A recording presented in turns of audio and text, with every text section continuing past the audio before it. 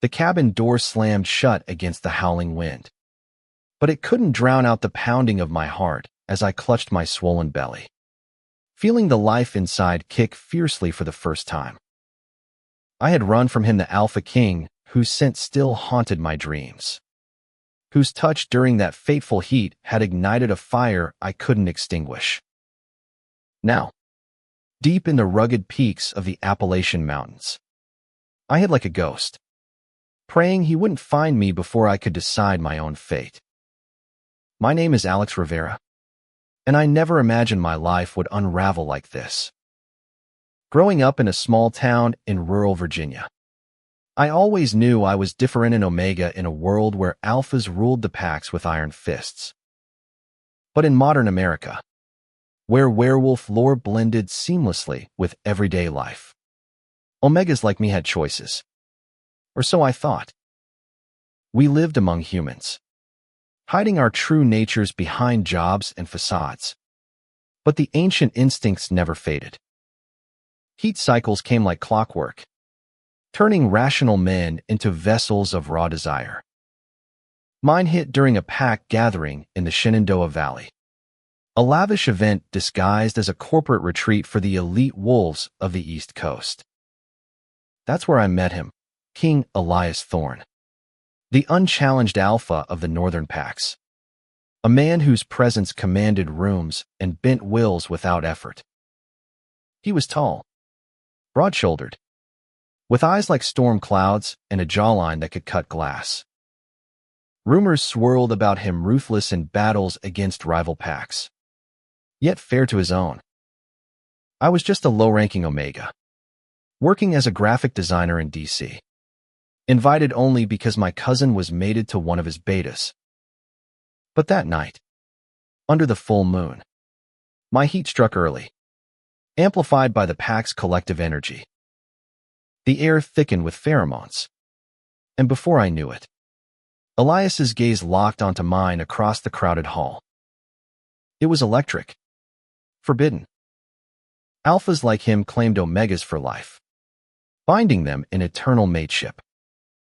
But I had dreams, freedom, a career, a life unbound by pack politics. Yet, in that haze of need, resistance crumbled. We slipped away to a secluded cabin on the retreat grounds, his hands roaming my body with a possessiveness that both terrified and thrilled me. "You're mine," he growled, his voice a rumble that vibrated through my core. I surrendered, our bodies entwining in a frenzy of passion that left me breathless and marked. By morning, regret crashed over me like a tidal wave. I fled before he woke, vanishing into the anonymity of the city. Weeks later, the symptoms started: nausea, fatigue, and then the unmistakable swell. Male pregnancy, as we called it in Omega circles, was rare but possible in our kind. A gift or curse depending on the circumstances. This was definitely the latter. Elias would claim me if he knew, dragging me into his world of power struggles and expectations. As Alpha King, he needed an heir, and I carried one. But I refused to be a pawn. So, I quit my job, sold my apartment, and drove west into the mountains, settling in a remote cabin in West Virginia's Monongahela National Forest. Here, surrounded by towering pines and fog-shrouded peaks, I could breathe, plan, and protect my unborn child from a fate I dreaded. Days blurred into weeks.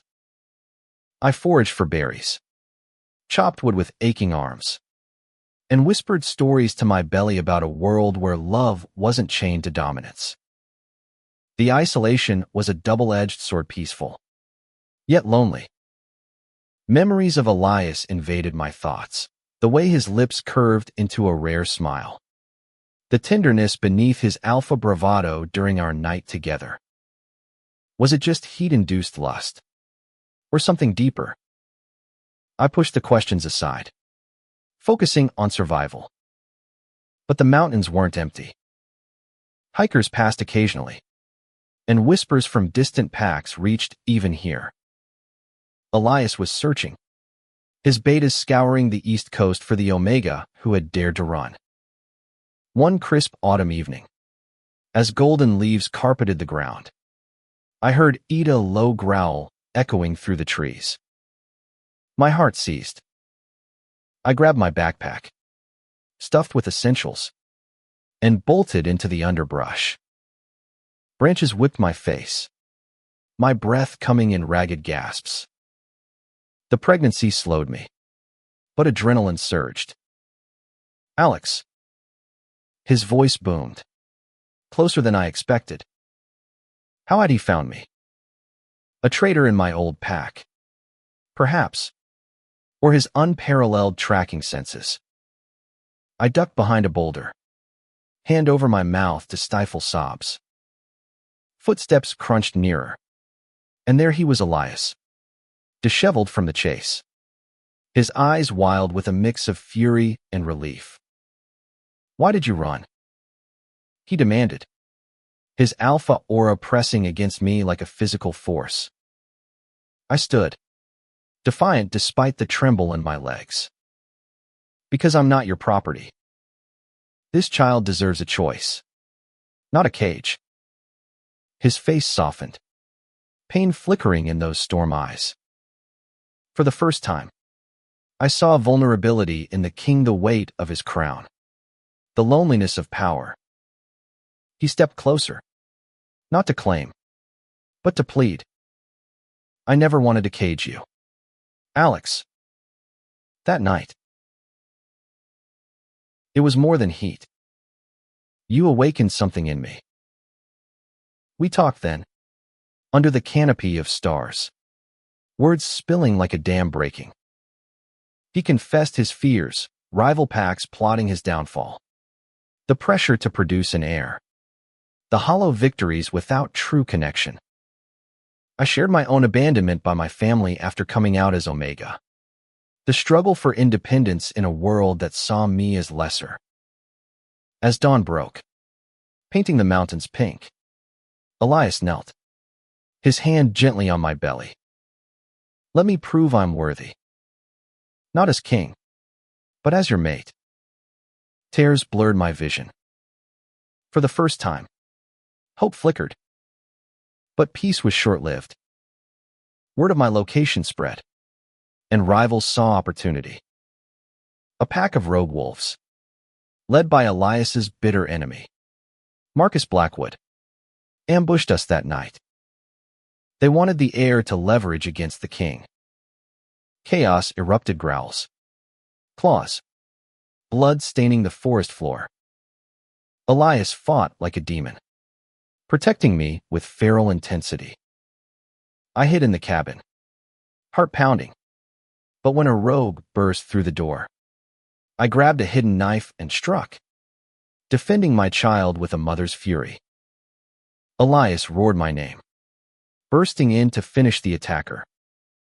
In the aftermath, as we bandaged wounds by the fire, something shifted. You saved us, he murmured, pulling me close. Our lips met, not in heat's frenzy, but in genuine passion's low, deep, laced with promises. Yet doubt lingered. Could I trust this? The mountains had taught me self-reliance, but love demanded vulnerability. Weeks passed in tentative harmony. Elias stayed, helping with chores, sharing stories of his youth in the bustling streets of New York, where he rose from street wolf to king. We hiked trails, his hand in mine, discussing dreams for our chilled life, blending pack loyalty with personal freedom. Romance bloomed amid the wilderness, stolen kisses by waterfalls, nights wrapped in each other's arms, his alpha warmth chasing away the chill. But the claim hung unspoken, a shadow over our bliss. Then came the storm, a literal one, mirroring the turmoil inside me. Thunder rattled the cabin as labor pains hit early. Panic surged. We were miles from help. Elias's composure cracked, his hands shaking as he guided me through breaths. "I can't lose you," he whispered, tears in his eyes. In that moment, I saw the man. Not the king, the one who had searched mountains for love. Not conquest. Our son arrived amid the chaos, tiny cries filling the air. Holding him, Elias looked at me with awe. "Will you let me claim you now? Not for power, but for us." I hesitated, then nodded. The bite was gentle, sealing our bond in a rush of emotions, love, trust, forever. But as the storm cleared, so did my resolve. This wasn't just about us. It was about breaking cycles. We returned to civilization, not as king and claimed Omega, but as equals. Elias reformed pack laws, advocating for Omega rights across America, from boardrooms in Chicago to forests in Oregon. Our story spread, inspiring others. Love wasn't dominance, but partnership. In quiet moments, watching our son play, I marveled at the journey from heat's mistake to meaningful union. Yet challenges persisted. Marcus's remnants plotted revenge, forcing us into hiding again, this time together. We fled to the Rockies, Colorado's vast peaks offering new sanctuary. Here, Elias shed his crown temporarily, living simply as my mate. We built a life, teaching our son about heritage without chains, exploring trails hand in hand, romance deep in picnics under aspens, whispered vows at sunset. But the pull of duty tugged. One fateful night, scouts reported Marcus's approach. Elias geared for battle, but I stopped him. We faced this together. United, we confronted the rogues in a moonlit clearing. Elias's strength, combined with my cunning, turned the tide. Marcus fell, his pack scattering. Victory tasted bittersweet. Power's cost was high. In the end, we chose balance. Elias resumed his throne, but with me at his side, not behind. We championed equality, our family a beacon. The mountains had hidden me once. Now they symbolized refuge and rebirth. Love, I learned, wasn't hiding, it was claiming your truth. Our son grew, embodying hope. As we stood on a peak overlooking America's wild heart, Elias pulled me close. "You saved me, Alex." And in his arms, I knew, from heat's chaos came profound meaning, love that conquered all.